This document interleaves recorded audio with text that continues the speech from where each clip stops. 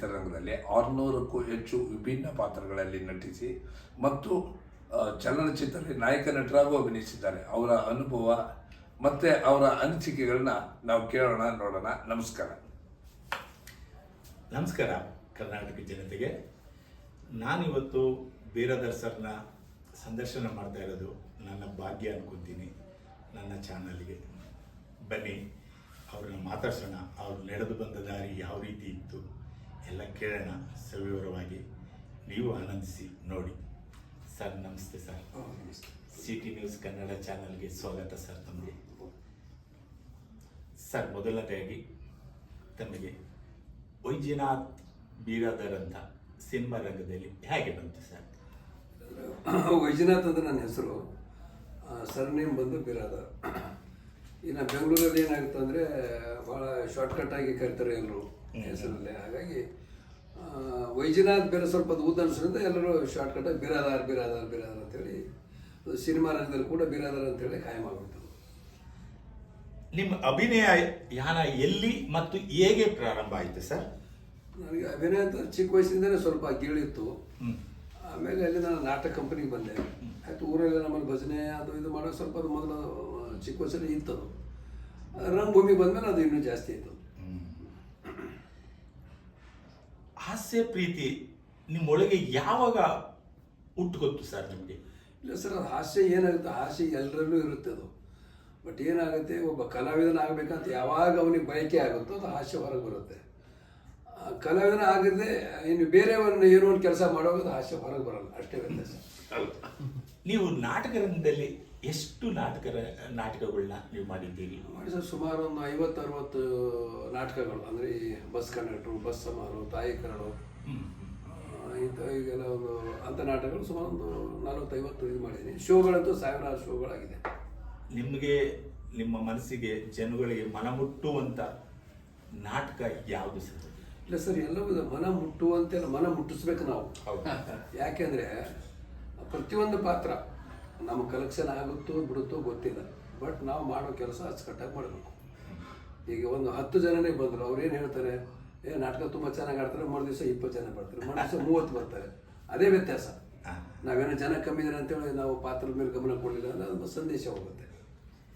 ನಿಮಗೆ ಸಿನಿಮಾ ರಂಗದ ನಂಟು ಯಾವಾಗ ಬೆಳೀತು? ಯಾವುದು ಮೊದಲ ಸಿನಿಮಾ ನಿಮ್ಮದು? ಸರ್, ನಾನು ಮೊದಲು ನಾಟಕ ಕಂಪ್ನಿಯಲ್ಲಿ ಇದ್ದಾಗ ನಾನು ಬೀದರ್ ನಮ್ಮೂರು ಬೀದರ್ ಡಿಸ್ಟಿಕ್ಕು. ಅಲ್ಲಿ ಬಂದಾಗ ಅನಂತ್ ನಾಗ್ ಅವ್ರದ್ದು ಬರ ಸಿನಿಮಾ ನಡೀತಾ ಇತ್ತು. ನಡೆಯುವಾಗ ಆವಾಗ ನಾನು ಮೊದಲೇ ಕ್ಯಾಮ್ರಾ ಎದುರಿಸಿದ್ದು ಬರ, ಅನಂತ್ ನಾಗ್ ಅವರು ಹೀರೋ. ಆ ಸಿನಿಮಾದಲ್ಲಿ ಫಸ್ಟ್ ನಾನು ಪಾತ್ರ ಮಾಡಿ. ಆ ಸಿನಿಮಾದಲ್ಲಿ ಯಾವ ಪಾತ್ರ ಮಾಡಿದ್ರಿ ಸರ್? ಒಂದು ರೈತನ ಪಾತ್ರ. ಅದು ಏನಾಗುತ್ತೆ, ಬೀದರ್ ಡಿಸ್ಟಿಕ್ಗೆ ಬರ ಬಂದಿರುತ್ತೆ. ಅದಕ್ಕೆ ಒತ್ತ ಡಿ ಸಿ ಅವ್ರು ಏನು ಮಾಡ್ತಾರೆ, ಅದನ್ನು ಸರ್ಚ್ ಮಾಡೋಕ್ಕೆ ಬರ್ತಾರೆ. ಬಂದಾಗ ಗೊತ್ತಾಗುತ್ತೆ ಅವರಿಗೆ.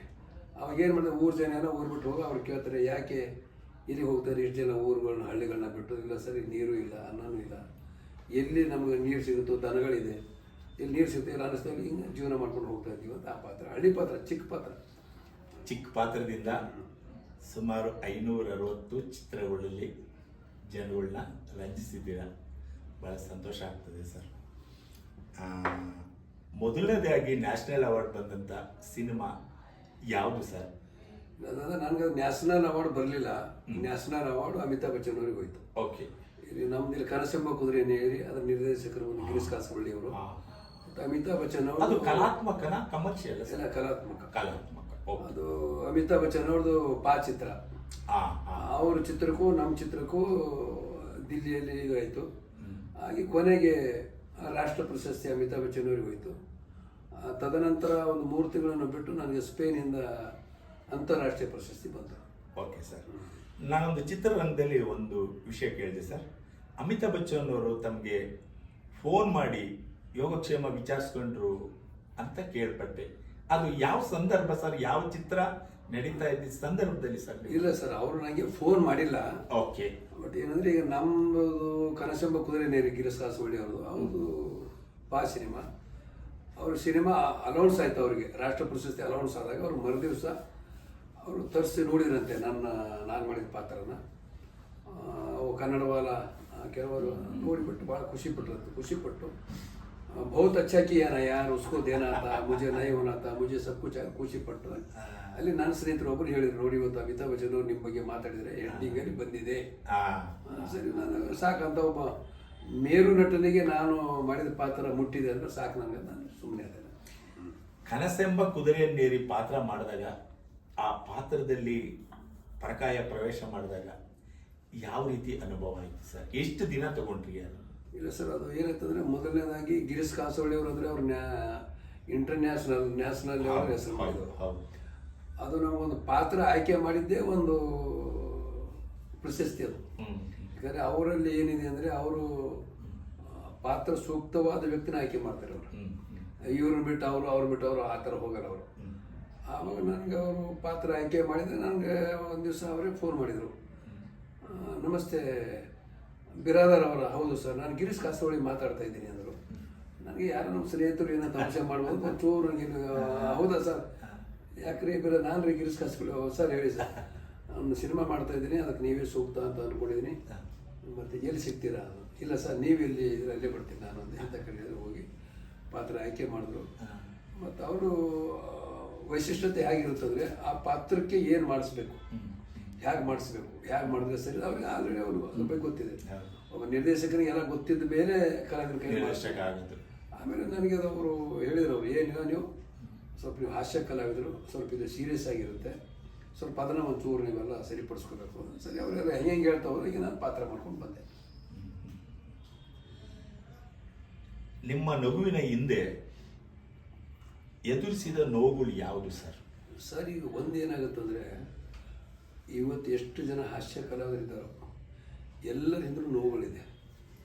ಯಾಕಂದರೆ ಅದು ಏನಾಗುತ್ತೆ, ಹಾಸ್ಯ ಕಲಾವಿದರಿಗೆ ಏನಾಗುತ್ತೆ ಅಂದರೆ, ಅವನು ಎಲ್ಲೋ ಊಟದಲ್ಲಿ ಉಪ್ಪಿನಕಾಯಿ ಬಂದು ಹೋಗ್ತಾನೆ, ಅವನಿಗೆ ಕೆಲಸಕ್ಕೆ ದಿನಗಳು ಜಾಸ್ತಿ ಇರಲ್ಲ. ಬಟ್ ಅದು ಎಲ್ಲೋ ನಾವು ಒಂದು ದಿವಸ ಕೆಲಸ ಮಾಡಿದರೆ ಒಂದು 4 ಸೀನ್ ಆದರೆ ಅದು 4 ಸೀನ್ ನಿರ್ದೇಶಕರು ಏನು ಮಾಡ್ತಾರೆ ಅಂದರೆ ಅದನ್ನು ಎಲ್ಲರೂ ಸೇರಿಸಿ ಅದು ಇಡೀ ಪಿಕ್ಚರ್ ತುಂಬ ಕಾಣಿಸುತ್ತೆ. ಬಟ್ ಅವನಿಗೆ ಏನಾಗುತ್ತೆ ಅಂದರೆ ಕೆಲಸ ಕಮ್ಮಿ ಇರುತ್ತೆ, ಬಟ್ ಜನಗಳು ಜಾಸ್ತಿ ಇಷ್ಟಪಡ್ತಾರೆ. ಹಾಗಾಗಿ ಏನಾಗುತ್ತೆ, ಅವನಿಗೆ ನೋವು ಯಾವತ್ತೂ ತಪ್ಪಿದ್ದಲ್ಲ ಸರ್. ನಾವು ರೇರ್ ಹಾಸ್ಯ ಕಲಾವಿದರಲ್ಲಿ ಬಹಳಷ್ಟು ಒಂದು ಶ್ರೀಮಂತಿಕೆಯಾಗಿ ನಾವು ಕಂಡಿದ್ದಂದರೆ ಒಂದು ಹಿಂದಿಯಲ್ಲಿ ಮಹಮೂದ್ ಅವರು ಎರಡು ಕಂಡ್ರು, ಹಾಸ್ಯ ಮತ್ತು ಹಾಸ್ಯ ಪಾತ್ರನೂ ಮಾಡಿದ್ರು, ಮತ್ತು ಅವ್ರಿಗೆ ಸಂಪತ್ತು ಕೂಡ ಅವ್ರಿಗೆ ಬಂತು. ಮತ್ತು ಅದರಲ್ಲಿ ಈಗ ತೆಲುಗುದಲ್ಲಿ ಬ್ರಹ್ಮಾನಂದಂ ಅವರು, ಮತ್ತು ಇದರಲ್ಲಿ ಸೆಂದಿಲ್ ಗೌಂಡಮಣಿ, ಮತ್ತು ಈಗ ಅವರೆಲ್ಲ. ಅಂದರೆ ನಮ್ಮಲ್ಲಿ ಏನಿದೆ ಅಂದರೆ, ನಮ್ಮಲ್ಲಿ ಬರ್ತಾ ಇದ್ದ ಹಾಸ್ಯ ಕಲಾವಿದರಿಗೆ ಪ್ರಾಮುಖ್ಯತೆ ಕಮ್ಮಿ ಆಗ್ತಾ ಇದೆ. ಬಟ್ ಒಂದೇನಾಗುತ್ತೆ, ಈ ಸಿನಿಮಾದಲ್ಲಿ ಹೀರೋನ ಪಾತ್ರ ಹೀರೋಗಿರಬೇಕು, ವಿಲನ್ ಪಾತ್ರ ವಿಲನ್ಗಿರಬೇಕು, ದುಃಖದ ಪಾತ್ರ ದುಃಖಗಿರಬೇಕು, ಹಾಸ್ಯ ಪಾತ್ರ ಹಾಸ್ಯಕ್ಕಿರಬೇಕು. ಇಲ್ಲಿ ಏನಾಗ್ತದೆ, ಮಿಶ್ರಿತ ಆಗ್ತಾ ಇದೆ. ಆ ಒಂದು ಜಾಗ ಏನಾಗ್ತದೆ, ಅಲ್ಲೆಲ್ಲೆಲ್ಲಿ ಹೋಗಿ ಏನಾಗ್ತದೆ, ಜನಗಳಿಗೆ ಅದು ಮುಟ್ತಾ ಇಲ್ಲ. ನಗು ಅಂದರೆ ಮೊದಲೇನಿತ್ತು ಅಂದರೆ, ಈಗ ಅಣ್ಣವರು, ನರಸಿಂಹರಾಜ್ ಅವರು, ದಿನೇಶ್ ಅವರು, ಇವರೆಲ್ಲ ಇದ್ದಾಗ ಹೇಗಿತ್ತು ಅಂದರೆ, ಆಯ್ತು ಈಗ ಬರ್ಬೋದು ಅಂತ ಒಂದು ನಿರೀಕ್ಷೆ ಇತ್ತು. ಆ ನಿರೀಕ್ಷೆ ಏನಾಗ್ತದೆ, ಸರಿ ಹೋಗ್ತಾ ಇಲ್ಲ. ಏನಾಗ್ತಾ ಇದೆ ಅಂದರೆ, ಈಗ ಒಬ್ಬ ಹಾಸ್ಯ ಕಲಾವಿದ ಇದ್ದ ಅಂತಂದರೆ ಅದಕ್ಕೊಂದು ವಿಚಾರಣೆ ಬೇರೆ ಇರುತ್ತೆ. ಯಾರೇ ಆಗಿಲ್ಲ, ನಾವಾಗಲಿ ಇನ್ನೊಬ್ರು ಯಾರೇ ಆಗಲಿ. ಬಟ್ ಅವಾಗ ಏನು ಮಾತ್ರ ಪೋಸ್ಟರ್ಗಳಲ್ಲಿ ಎಲ್ಲರೂ ಮುಖಗಳನ್ನ ಹಾಕ್ತಿದ್ರು. ಅದೇನಾಗುತ್ತೆ, ಪ್ರತಿಯೊಬ್ಬ ಕಲಾವಿದರಿಗೂ ಒಬ್ಬ ಅಭಿಮಾನಿ ಇದ್ದೇ ಇರ್ತಾರೆ. ಬಟ್ ಏನಾಗುತ್ತೆ, ಇವರು ಇದ್ದಾರೆ ನನ್ನ ಅಭಿಮಾನಿ ಹಾಗೆ ಅಂದಾಗ ಅಲ್ಲಿಂದ ಇಲ್ಲಿ ಏನಾಗುತ್ತೆ, ಅದು ಕೂಡ ಕಮ್ಮಿ. ಪೋಸ್ಟರ್ ಕೂಡ ಏನಾಗ್ತಾ ಇದೆ, ಏನು ಹಾಕ್ತಾರಿಲ್ಲ, ಅದು ಕೂಡ ನಮ್ಗೆ ಹುಡ್ತಾ ಬಿಡ್ತಾ ಇದೆ ಸಿನಿಮಾಕ್ಕೆ. ನೀವು ಕಂಡಂಥ ಕಾಲದಿಂದ ಈಗಿನ ಚಿತ್ರರಂಗದಲ್ಲಿ ಎಷ್ಟು ಬದಲಾವಣೆ ಕಂಡಿದ್ದೀರಾ? ಏನೆಲ್ಲ ಚೇಂಜಸ್ ಆಗಬೇಕಾಗಿತ್ತು, ಆಗಬಹುದು ಸರ್? ಆವಾಗ ಏನಿತ್ತು ಅಂದರೆ, ಆವಾಗ ಒಂದು ಶಿಸ್ತು ಅಂತೇಳಿತ್ತು. ಅವಾಗ ಏನಿರ್ತಂದರೆ, ಈಗ ಅವರು ಒಂದು ಕತೆ ರೆಡಿ ಮಾಡಬೇಕಾದ್ರೆ ಈ ಪಾತ್ರ ಯಾರು ಅಂತ ಒಂದು ಲೆಕ್ಕಾಚಾರ ಆಗ್ತದೆ, ಇವರಿಂದನೇ ಮಾಡಿಸ್ಬೇಕು, ಇವರೇ ಸೂಕ್ತ. ಈಗೇನಾಗಿದೆ ಅಂತಂದರೆ, ಇದು ಇಲ್ಲ. ಈಗ ಯಾರು ಕಮ್ಮಿ, ಈಗ ನೋಡಿ ಯಾರು ಕಮ್ಮಿ, ಈಗ ಚಿಕ್ಕಣೆ ಜಾಸ್ತಿ, ಸಾಧುವರು ಜಾಸ್ತಿ ಅಂತ ಇವ್ರು ಬೇರೆ. ಅದು ಏನಾಗ್ತದೆ ಸರ್, ಪಾತ್ರ ಆಯ್ಕೆ ಯಾವಾಗ ಹೆಚ್ಚು ಕಮ್ಮಿ ಆಗುತ್ತೋ ಸಿನಿಮಾ ಕುಂಠಿತ ಆಗುತ್ತೆ. ಈಗ ಪ್ರತಿಯೊಂದರಲ್ಲೂ ಇದೆ ಸರ್. ಈಗ ಪ್ರತಿಯೊಂದರಲ್ಲಿ ಏನಿದೆ, ಈಗ ನೋಡಿ, ಒಂದು ಮಾವಿನ ಹಣ್ಣಿದೆ, 100 ರೂಪಾಯಿ ಕೆಜಿನೂ ಇದೆ, 80 ಇದೆ, 60 ಇದೆ, 40 ಇದೆ, 20 ಇದೆ. ಬಟ್ ನಮಗೆ ಯಾವ್ದು ಇಷ್ಟ, ಯಾವ್ದು ತೊಗೊಂಡ್ರೆ ಚಂದ ಅನ್ನೋದು ನಾವೇ ಆಯ್ಕೆ ಮಾಡ್ಬೇಕು. ನಾವು ಕಮ್ಮಿ ಒಳಗೆ ಹೋದ್ರೆ ಏನಾಗುತ್ತೆ, ಅದೇನು ಸಿಗಲ್ಲ. ಈಗ ನಾವು ಮುಗಿಸ್ಬೋದು. ಈಗ ಕೆಲವೊಂದು 10 ಲಕ್ಷಕ್ಕೂ ಮಾಡ್ತಾರೆ, 15 ಲಕ್ಷಕ್ಕೂ ಮಾಡ್ತಾರೆ, ಅದು ಅವ್ರವ್ರ ಇಷ್ಟ, ನಾವೇನು ಮಾಡೋಕ್ಕಲ್ಲ. ಬಟ್ ನಾವಿಲ್ಲಿ ಸಿನಿಮಾ ಮಾಡೋದು, ನಾವಿಲ್ಲಿ ನಮ್ಗೆ ಇದು ಸಿಗ್ಬೇಕು, ಕ್ವಾಲಿಟಿ ಸಿಗ್ಬೇಕು. ಕ್ವಾಲಿಟಿನಲ್ಲಿ ಸಿನಿಮಾ ಮಾಡೋದು ನಾವೇನು ಮಾಡ್ತೀವಿ, ನಾವು ಫೇಲ್ ಆಗ್ತೀವಿ ಅಷ್ಟೇ. ಹಾಸ್ಯ ಪಾತ್ರಗಳನ್ನೇ ಮಾಡ್ಕೊಂಡು ಹೋಗ್ತಾ ಇದ್ರೆ ತಾವು ಸಿನಿಮಾ ರಂಗದಲ್ಲಿ ಉಳಿಯೋದಕ್ಕೆ ಸಾಧ್ಯ ಇದೆಯಾ? ಹಾಸ್ಯ ಪಾತ್ರಗಳ ಮಾಡಿದವರು ಮಾಡ್ಬೋದು ಸರ್. ಅಂದರೆ ಇಲ್ಲಿ ಒಂದೇನಿದೆ ಅಂದರೆ, ರಂಗಭೂಮಿಯಿಂದ ಬಂದವರು ಇವತ್ತಿಗೂ 40 ವರ್ಷ 50 ವರ್ಷ 60 ವರ್ಷ ಉಳಿದಾರೆ. ಈಗ ಡಿಂಗ್ರಿಯವ್ರು ಆಗ್ಬೋದು, ಉಮೇಶ್ ಅಣ್ಣ ಆಗ್ಬೋದು, ಬೆಂಗಳೂರು ನಾಗೇಶ್ವರ ಆಗ್ಬೋದು, ಇವರೆಲ್ಲ ಈಗ ನಮ್ಮ ಲಕ್ಷ್ಮೀ ದೇವಿಯವ್ರು ಆಗ್ಬೋದು. ಇವರು ಹೇಗೆ ಇಲ್ಲಿ ಒಂದೇನಿದೆ ಅಂದರೆ, ಸಿನಿಮಾ ಒಂದನೇ ಅಂತೇಳಿ ನಾವು ಬಂದರೆ ಕಷ್ಟ ಇದೆ. ಅದ್ರ ಜೊತೆಗೆ ನಾಟಕ ಇರಬೇಕು, ರಸಮಂಜರಿ ಇರಬೇಕು, ಆರ್ಕೆಸ್ಟ್ರಾ ಇರಬೇಕು, ಏನೋ ಒಂದು ಮಿಮಿಕ್ರಿ, ಮತ್ತೊಂದು ಅದ್ರ ಜೊತೆ ಇನ್ನೊಂದು ಇರಬೇಕು. ನಾವಿಲ್ಲಿ ಒಂದನೇ ನಂಬ್ಕೊಂಡು ನಾವು ಇರ್ತೀವಿ ಅಂದರೆ ಸ್ವಲ್ಪ ಇದು ಕಷ್ಟದ ಕೆಲಸ. ಈಗ ನಾವೆಲ್ಲ ಹೇಗೆ ಉಳ್ಕೊಂಡಿವಿ ಅಂದರೆ, ಮೂಲತಃ ರಂಗಭೂಮಿ, ನಾವು ನಾಟಕ ಕಂಪ್ನಿಗೂ ಹೋಗ್ತೀವಿ, ಟ್ರೂಪಿಗೂ ಹೋಗ್ತೀವಿ, ಜಾತ್ರೆ ನಾಟಕ ಹೋಗ್ತೀವಿ, ಹಳ್ಳಿ ನಾಟಕ ಹೋಗ್ತೀವಿ, ಟ್ರೂಪ್ ನಾಟಕ ಹೋಗ್ತೀವಿ, ನಮ್ಮದು ಟ್ರೂಪ್ ಇದೆ. ಎಲ್ಲವೂ ಇರೋದ್ರಿಂದ ನಮಗದು ಸಾಧ್ಯ ಆಗಿದೆ. ಬರೀ ನಾನು ಸಿನಿಮಾದಲ್ಲೇ ಪಾತ್ರ ಮಾಡಿ ಜೀವನ ಮಾಡ್ತೀನಿ ಅಂದರೆ ಕಷ್ಟ. ನೀವು ರಂಗಭೂಮಿಯಿಂದ ಬಂದವರ, ನಿಮಗೆ ಯಾವ ಪಾಠಗಳು ರಂಗಭೂಮಿನಲ್ಲಿ ಕಲಿಸಿದವು? ಸರ್, ನಾನು ಬಂದಿದ್ದು ರಂಗಭೂಮಿ. ಬಟ್ ರಂಗಭೂಮಿಯಲ್ಲಿ ಯಾರು ಕೆಲಸ ಮಾಡ್ತಾರೆ ಎಲ್ಲ ಪಾಠವೂ ಇಲ್ಲೇ ಸಿಗುತ್ತೆ. ಅಂದರೆ ಹುಡುಕವನಿಗೆ, ಹುಡುಕಲಾರ್ದವನಿಗೆ ಪಕ್ಕದಲ್ಲಿದ್ರು ಗೊತ್ತಾಗ. ನಿಮ್ಮ ಬಾಲ್ಯದ ಸ್ಮರಣೆ ಘಟನೆ ಏನು ಸರ್? ಇಲ್ಲ, ಬಾಲ್ಯಘಟ್ಟ ಯಾರು ನಿರೀಕ್ಷೆ ಇಟ್ಕೊಂಡಿರಲ್ಲ. ನಿಮ್ಮ ಬಾಲ್ಯದಲ್ಲಿ ಏನಾದರೂ ಒಂದು ಪ್ರತಿಯೊಬ್ಬರು ಇದ್ರೊಳಗೂ ನಡೆದೇ ಇರುತ್ತೆ. ಅದು ಹಾಸ್ಯದ ಘಟನೆ ಆಗ್ಬೋದು, ಅಥವಾ ಕಷ್ಟದ್ದೇ ಆಗ್ಬೋದು, ಅಥವಾ ಏನೋ ಲೈಫಲ್ಲಿ ಏನೋ ಒಂದು ನಡೆದಿರುತ್ತೆ. ಆ ಥರದ್ದು ಏನಾದರೂ ತಮ್ಮಲ್ಲಿ ಏನಾದ್ರು? ಇಲ್ಲ ಸರ್, ನಮಗೆಲ್ಲ ಏನಂದರೆ ಸಿಹಿ ಘಟನೆಗಿಂತಲೂ ಕಹಿ ಘಟನೆನೇ ಜಾಸ್ತಿ. ಬಟ್ ಅದನ್ನು ನಾನು ಸಲೀಸಾಗಿ ತಗೋತೀನಿ. ಕಾರಣ ಅಂದರೆ, ದೇಹದಲ್ಲಿ ಉಸಿರಿರುವವರೆಗೂ ಕಷ್ಟ ತಪ್ಪಿದ್ದಲ್ಲ. ಸುಖ ಸಿಗುತ್ತೋ ಇಲ್ಲೋ ಗೊತ್ತಿಲ್ಲ, ಆದರೆ ಕಷ್ಟ ತಪ್ಪಿದ್ದಲ್ಲ. ಕಷ್ಟ ಹೇಗಿದೆ ಅಂದರೆ, ಬರೀ ಬಡವನಿಗೆ ಬರುತ್ತೆ ಅಂತಲ್ಲ, ಶ್ರೀಮಂತನಿಗೂ ಬರುತ್ತೆ.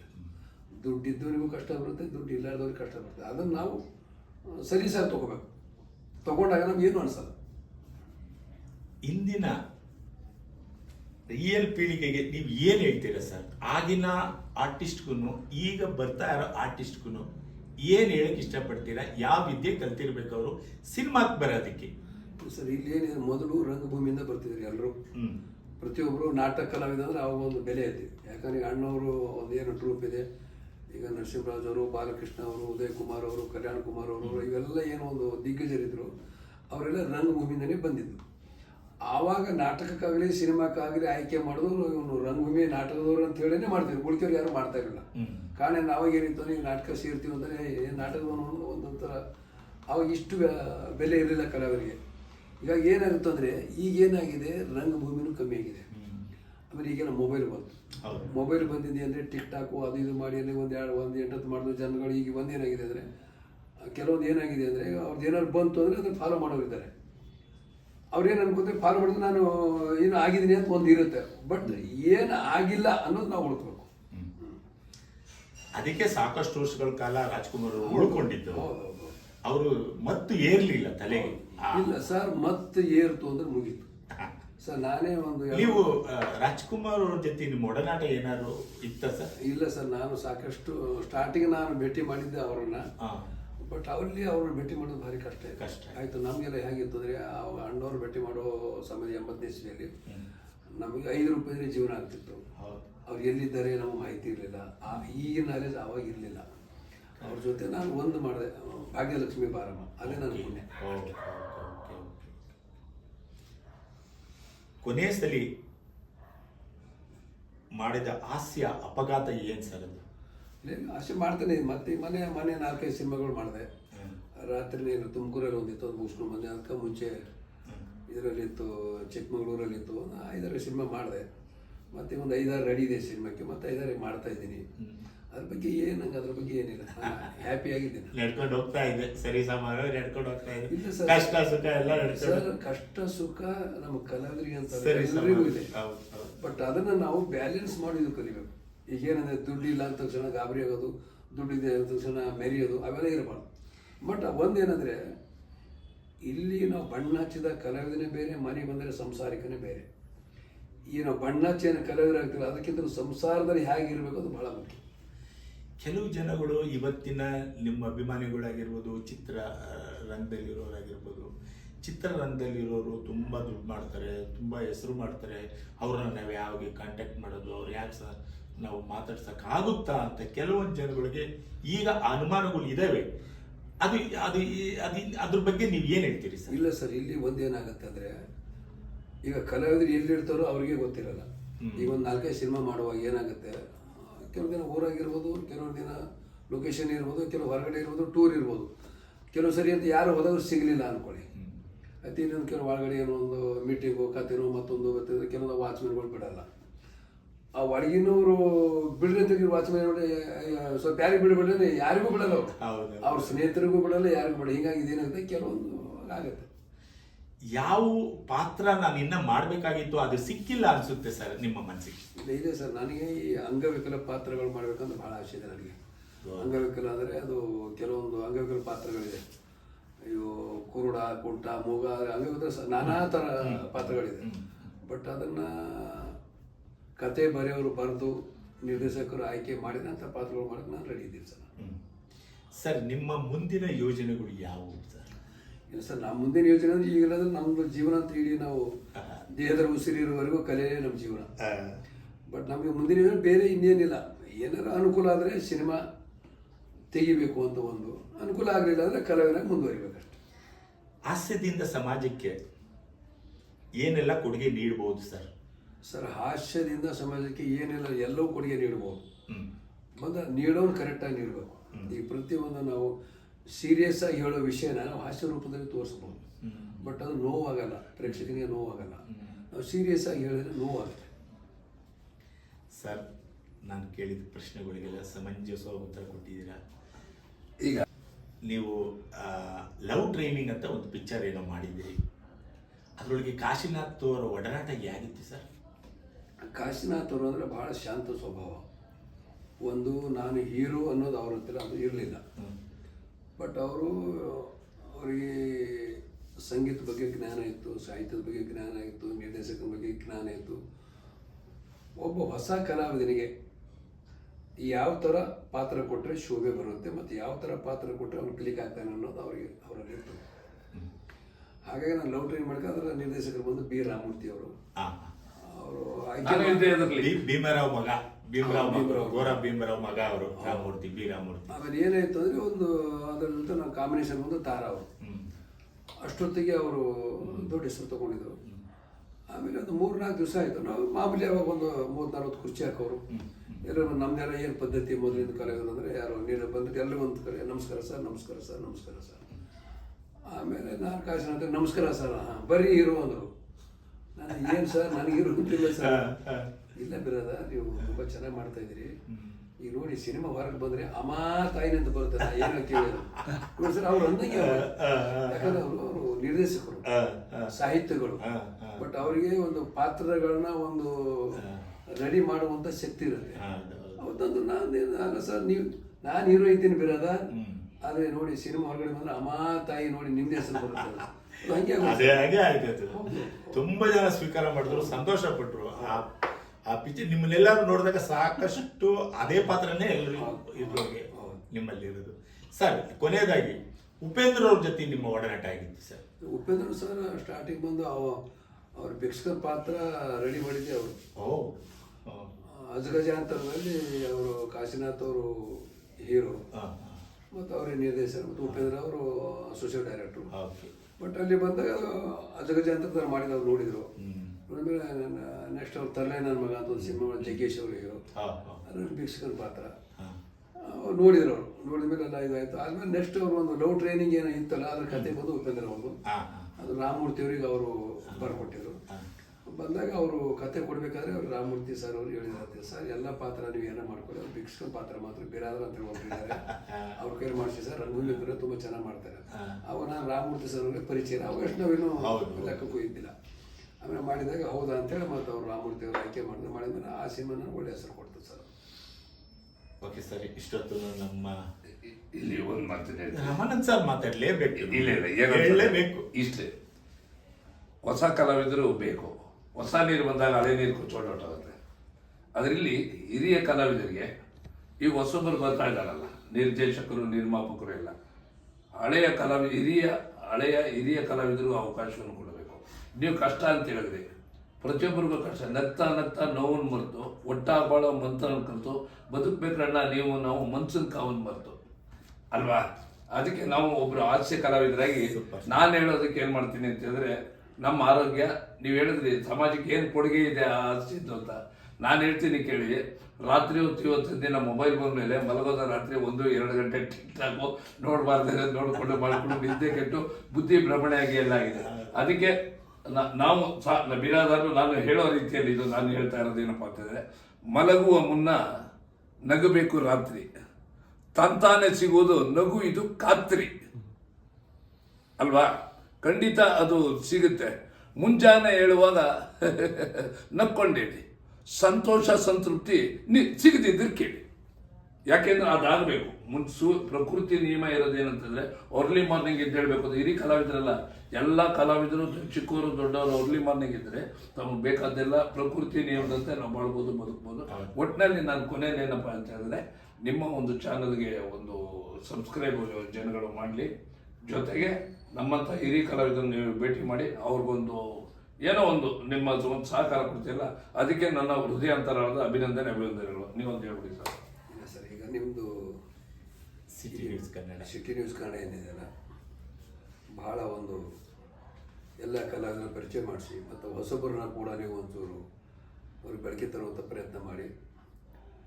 ನಿಮ್ಮ ಚಾನಲ್ಗೆ ದೇವರು ಭಾಳ ಎತ್ತರಕ್ಕೆ ಹೋಗಿದೆ ಅಂತೇಳಿ ನಾನು ಭಗವಂತನ ಪ್ರಾರ್ಥನೆ ಮಾಡ್ತೀನಿ. ನಮಸ್ಕಾರ, ಧನ್ಯವಾದಗಳು. ಹಾಂ, ಹೇಳಿ.